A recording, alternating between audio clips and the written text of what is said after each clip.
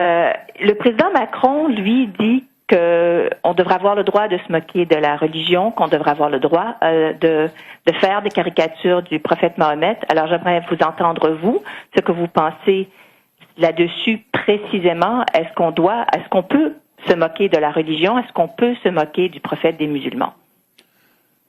Merci, Lina. D'abord, nous allons toujours défendre la liberté d'expression. C'est un droit protégé dans nos chartes des droits et libertés. C'est une valeur et un principe fondamental pour toute société libre et nous allons toujours la défendre. Mais la liberté d'expression n'est pas sans limite. On n'a pas le droit, par exemple, de crier au feu dans un cinéma bondé de monde. Il y a toujours des limites, mais dans une société pluraliste, diverse et respectueuse comme la nôtre, nous nous devons d'être conscients de l'impact de nos mots, de nos gestes sur d'autres, particulièrement ces communautés, ces populations qui vivent énormément de discrimination encore dans un système qui continue de discriminer. Donc, oui, nous allons toujours défendre la liberté d'expression, mais nous devons d'agir avec respect pour les autres et de chercher à ne pas blesser de façon arbitraire ou inutile ceux avec qui on est en train de partager une société et une planète.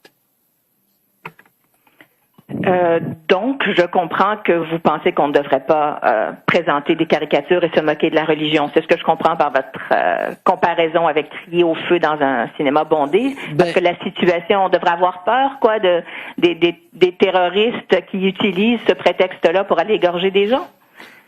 D'abord, je pense que dans une société comme la nôtre, on se doit de chercher toujours à être respectueux et de ne pas insulter les autres avec qui on partage une société. C'est une question de respect, c'est une question de ne pas chercher à déshumaniser ou à blesser délibérément.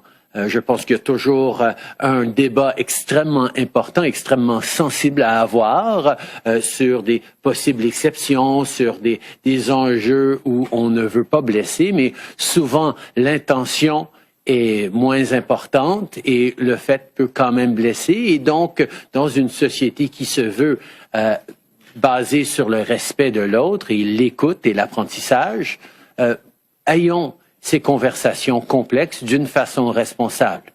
Mais je vais répéter ce que j'ai dit hier, il n'y a absolument rien qui pourrait jamais justifier les actes terroristes affreux, épouvantables qu'on a vus en France et qu'on voit ailleurs dans le monde.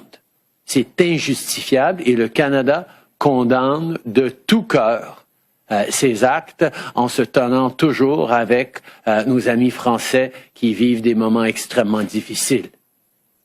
Nous devons en même temps de se souvenir que ces terroristes, ces criminels, ces meurtriers ne représentent aucunement une religion, ne représentent pas du tout les musulmans ici au Canada ou partout dans le monde. Et nous devons de ne pas les laisser représenter cette religion.